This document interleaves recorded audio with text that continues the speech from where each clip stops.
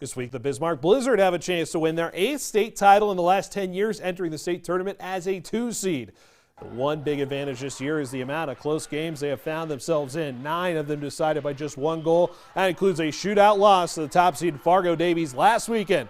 Blizzard will have redemption on their minds in Grand Forks.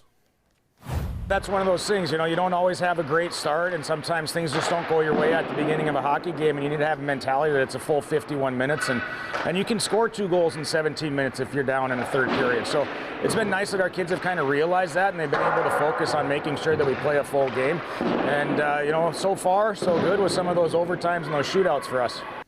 Bismarck opens the state tournament on Thursday against 7th seeded Jamestown. Mandan facing West Fargo United as well. Looking to see some